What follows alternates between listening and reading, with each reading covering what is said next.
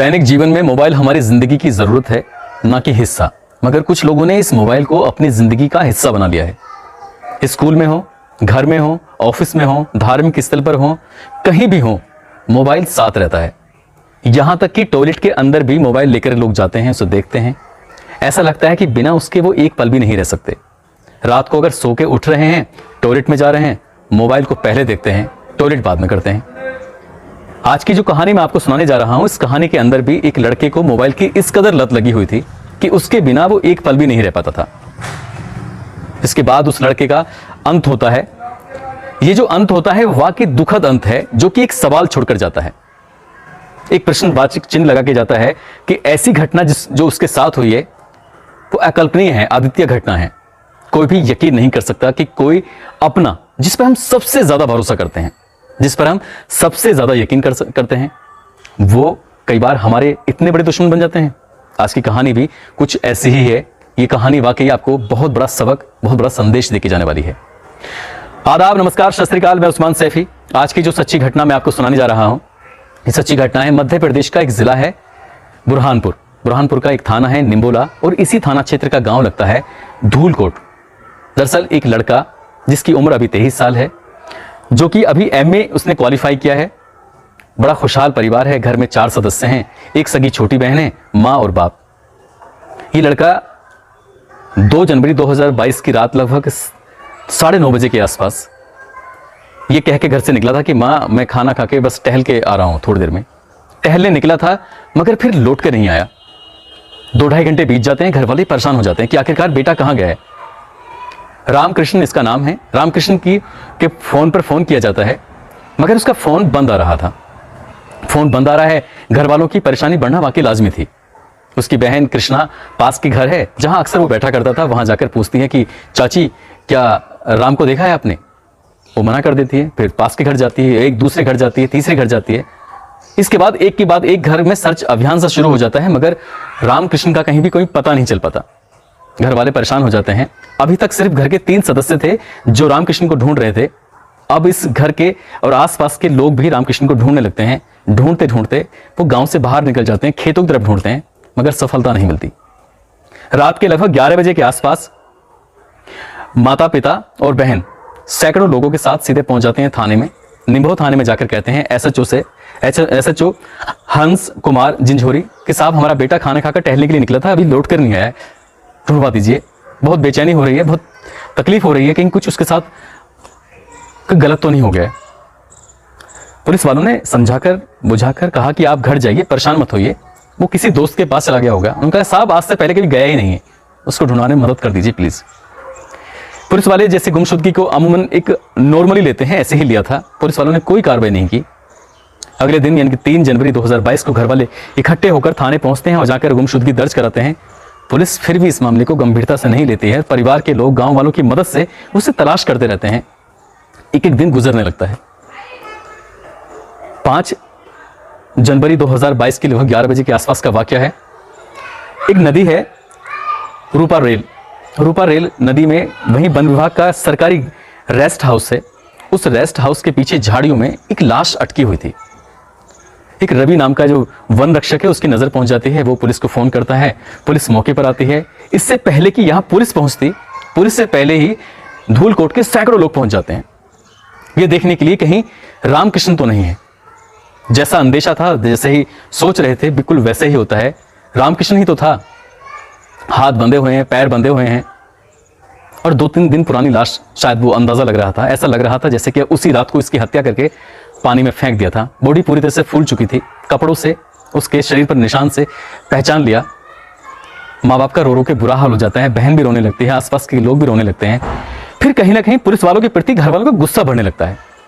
लोग हंगामा शुरू कर देते हैं, प्रदर्शन शुरू हो जाता है। जब हंगामा और प्रदर्शन शुरू होता है तो इस इलाके के एसडीओपी राजेश पाटिल, एसएचओ हंस कुमार जिंजोरी और एसपी राहुल लोढ़ा भारी पुलिस बल के साथ मौके पर पहुंच जाते हैं। घर वालों को, परिवार वालों को, गांव वालों को समझा बुझाकर शांत करते हैं। कहते हैं कि प्लीज हमें डेड बॉडी दे दीजिए और इस मामले की हम जांच करके जल्द से जल्द खुलासा करके उन हत्यारों को जेल भेज देंगे। गांव वाले पुलिस वालों की बात मान जाते हैं। शव को पोस्टमार्टम के लिए भेज दिया जाता है और उससे पता चलता है कि सर में कोई भारी वस्तु मारी गई है, सीने पर कोई भारी वस्तु मारी गई है, इसीलिए उसकी मौत हुई थी। पुलिस वाले आते हैं घर अगले दिन 6 तारीख को, मामले की जांच पड़ताल में जुट जाते हैं और जुटने के बाद ये पता करने की कोशिश करते हैं कि किसी से कोई दुश्मनी तो नहीं है। दुश्मनी का हर एंगल खंगाला जाता है, मगर दुश्मनी का एंगल दूर दूर तक नजर नहीं आता। इस गांव में एक शासकीय हाई स्कूल है। इस लड़के के पिता भीमान सिंह चौहान शिक्षक हैं, हाई स्कूल तक बच्चों को पढ़ाते हैं। गांव के लोग बड़ी रेस्पेक्ट करते हैं, इज्जत करते हैं। गांव के गुरुजी हैं। गांव का हर बच्चा हर व्यक्ति इस बच्चे को लेकर बड़ा परेशान था, बेइंतहा परेशान था। अब सैकड़ों लोग मास्टर जी के घर आते हैं, मास्टर जी से कहते हैं कि तसल्ली देते हैं, एक इकलौता ही तो बेटा था, वो भी इस दुनिया से चला गया। पुलिस वाले भी आते हैं, पूछते हैं कि दुश्मनी का एंगल खंगाला जाता है लेकिन पता नहीं चलता। लेकिन एक बात निकल कर सामने आती है कि पिछले महीने यानी कि दिसंबर 2021 में इस लड़के की खंडवा इंदावड़ी एक इलाका है, एक जगह है, वहां की रहने वाली लड़की से इसका सगाई हो गई है और फरवरी 2022 में इसकी शादी होने वाली थी। माँ और बहन शादी की तैयारी में जुट गई थी, पापा भी शादी की तैयारी में जुट गए थे, खरीदारी कर रहे थे लड़की के लिए, जेवर, घर के लिए सामान वगैरह, जो भी कुछ एक शादी में खर्च होता है उसकी तैयारी चल रही थी। अचानक से बेटे का जाना किसी भी माँ बाप के लिए पहाड़ टूटने जैसी स्थिति हो जाती है। किसी भी इंसान के पैरों तले जमीन खिसक सकती है। इकलौता बेटा, वो भी जवान बेटा, अगर घर से निकल जाए तो। अब यहां पर पुलिस वालों ने इस लड़की का एंगल खंगालने की कोशिश की, जहां सगाई हुई है कि ऐसा तो नहीं उसके किसी प्रेमी ने मिलकर इसकी हत्या कर दी हो, मगर पुलिस की जांच में ऐसा कुछ नहीं पाया जाता है। साथ ही इसका CDR निकलवाया जाता है इसके मोबाइल का। इसके मोबाइल पर जो ये बात करता था उनसे किसी से, तो ये पता निकालने की कोशिश की जाती है कि कोई लड़की का कोई चक्कर तो नहीं है। पुलिस यहां भी फेल हो जाती है। पुलिस कोशिश कर रही है लेकिन कुछ पुलिस को सफलता नहीं मिल रही है। आखिरकार इस लड़के को किसने क्यों मारा है, एक सवाल बना हुआ था और पूरे गांव के लिए सवाल बना हुआ था। शुरुआत में पुलिस ने बहुत तेजी दिखाई थी, वक्त के साथ पुलिस भी ठंडी होती चली गई। जब 4-6 दिन गुजर जाते हैं, बीत जाते हैं, उसके बाद पुलिस ठंडे बस्ते में इस मामले को रख देती है। घर वालों का गुस्सा फूट जाता है। घर वाले, माँ बाप, बहन और सैकड़ों लोग इकट्ठा होकर सीधा निभो थाने पहुंचते हैं और हंगामा खड़ा कर देते हैं कि हमें इंसाफ चाहिए, हमारे बेटे को इंसाफ चाहिए, जो भी हत्यारे हैं उनको जल्द से जल्द गिरफ्तार करके जेल भेजिए, नहीं तो हम सड़कों पर उतरने के लिए विवश हो जाएंगे, मजबूर हो जाएंगे। जब 7-8 दिन गुजर जाते हैं, यानी कि 10 जनवरी आ जाती है, पुलिस वाले फिर सक्रिय होते हैं, मामले की पड़ताल करते हैं, लेकिन कोई सबूत, चाहे वो सर्विलांस से हो, चाहे वो डॉग स्क्वाड हो, कोई भी हो, लेकिन कोई सबूत हाथ नहीं लग रहा था। पुलिस वाले भी परेशान हो गए थे, आखिर करें तो क्या करें। 13 जनवरी 2022 का वाकया है। SDOP राजेश पाटिल, SHO हंस कुमार जिझोरी इस धूलकोट गांव से निकले हुए जा रहे थे। अचानक मास्टर जी से कहा कि मास्टर जी, हम आपको कि बेटे के जो कमरा है उसको देखना चाहते हैं, क्या हमें उसे दिखाने की इजाजत दोगे। मास्टर जी सीधे लेके घर पहुंच जाते हैं। पूरे कमरे की तलाश की जाती है लेकिन घर से भी कोई सबूत हाथ नहीं लगता है। SDOP राजेश पाटिल जैसे घर से निकल रहे थे, अचानक ही बाथरूम पर टंगा हुआ एक थैला है, उस पर नजर पहुंच जाती है उनकी, और उस थैले को देखते हैं और थैले के अंदर से इतनी रस्सी बाहर निकली हुई थी नायलॉन की। इसे देखने के बाद वो चुपचाप यहां से चले जाते हैं और सीधा SP को फोन करते हैं, राहुल कुमार लोढ़ा को, और जाके उससे कहते हैं कि SSP साहब, एक सबूत हाथ लगा है, अगर आप कहें तो मैं उस पर कार्रवाई करूं। वो आदेश कर देते हैं लेकिन कहते हैं कि सोच समझकर। दरअसल बात कुछ ऐसी ही थी। अब पूछताछ जो होनी थी इस घर के सदस्यों से होनी थी, इस घर के मेन मालिक से होनी थी, मास्टर जी से होनी थी, भीमान सिंह चौहान से। भीमान सिंह चौहान को हिरासत में लेकर पूछताछ की जाती है, वो कुछ भी नहीं बताते हैं। फिर इसकी लड़के की मां जमुना बाई, इनको भी हिरासत में ले लिया जाता है, उनसे पूछताछ की जाती है। जैसे ही पति पत्नी को हिरासत में लिया जाता है, ये मैसेज पूरे इलाके में आग की तरह फैल जाता है, जैसे जंगल में आग लग जाती है और वो एकदम से फैल जाती है कि जिनका बेटा मरा है, जिनका इकलौता बेटा मरा है, आखिरकार पुलिस ने उन्हीं को ही क्यों हिरासत में लिया है, क्या वजह है। सफलता नहीं मिलती। फिर पुलिस के पास एकमात्र रास्ता था, वो थी उसकी बहन कृष्णा। पुलिस कृष्णा को भी हिरासत में लेती है और उससे पूछताछ करती है। SDOP राजेश पाटिल कहते हैं कि तुम्हारे माँ बाप ने हमें सब कुछ बता दिया है, अब हम तुम्हारे मुंह से सुनना चाहते हैं, आखिरकार क्या मामला है। ठीक वैसे ही जैसे कि भूसे के ढेर में कोई माचिस की तिल्ली हो या सुई हो, उसको तलाशने जैसी कंडीशन हो गई थी। और ये जो तुक्का मारा था वो सटीक बैठ जाता है। सटीक कुछ इस तरह से बैठता है कि जब उसे कहा जाता है कि तुम्हारे माँ बाप ने हमें सब कुछ बता दिया है, अब हम तुम्हारे मुंह से सुनना चाहते हैं, क्या मामला है। क्योंकि पुलिस को जो सबूत हाथ लगे थे वो कुछ स्पेशल, कुछ अलग था। अलग ये था कि उस थैले के अंदर जो रस्सी थी, उसी रस्सी का बाकी हिस्सा, बाकी टुकड़ा उसके हाथ बंधे हुए थे और उसी रस्सी से उसके पैर बंधे हुए थे, जो रस्सी के बाथरूम में टंगे हुए थैले में पाई गई थी। यहीं से पुलिस को शक हो गया था कि होना हो इसके साथ कुछ ना कुछ घर में ही ऐसी अनीति हुई है।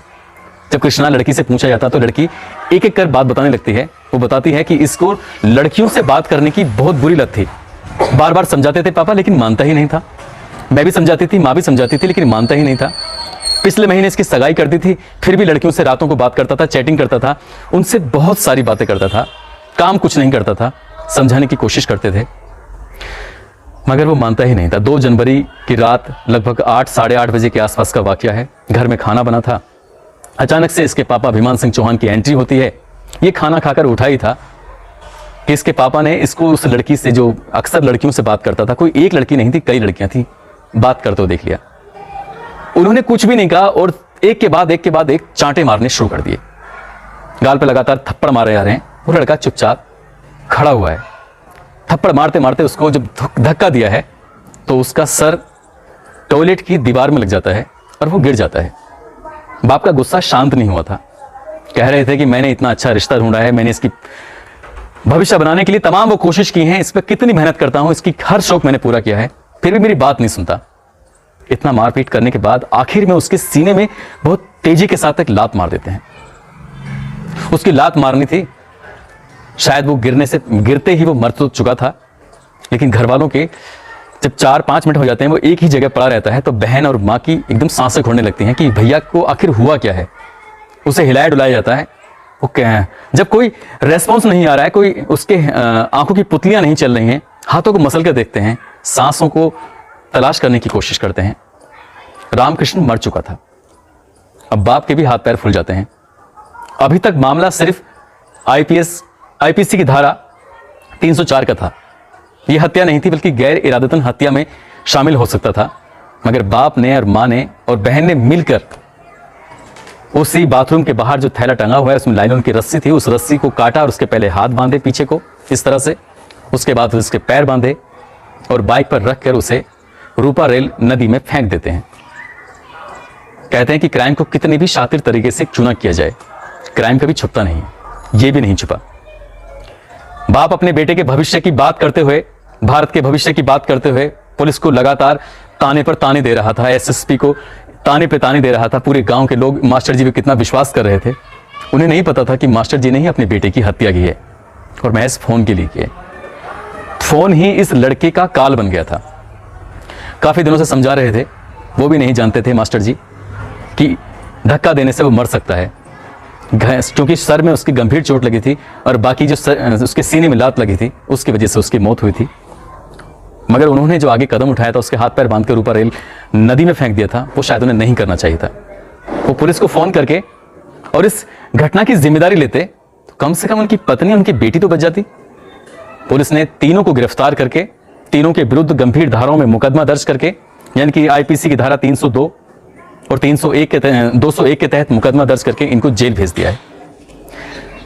दोस्तों, इस कहानी को सुनाने का उद्देश्य किसी को परेशान करना नहीं है, किसी का दिल दुखाना नहीं है, बल्कि आपको सचेत करना है, आपको जागरूक करना है। मोबाइल हमारी जिंदगी की जरूरत हो सकती है, हिस्सा नहीं हो सकता। मैंने अभी किसी से पूछा था कि क्या मोबाइल जिंदगी की जरूरत है या हिस्सा है, तो उन्होंने कहा कि अगर मोबाइल पास में ना हो तो जिंदगी सुकून से कटेगी। इसलिए जितनी जरूरत है मोबाइल की, उतना ही इस्तेमाल करें। आधुनिकता की दौड़ में हमें जरूरत है इसकी, हम इसके बिना नहीं रह सकते, लेकिन इसे इतनी भी जरूरत न बनाएं कि आपकी जान पर बनाए, आपका एक काल बन जाए। दोस्तों, अपना ख्याल रखें, सुरक्षित रहें। जय हिंद, जय भारत।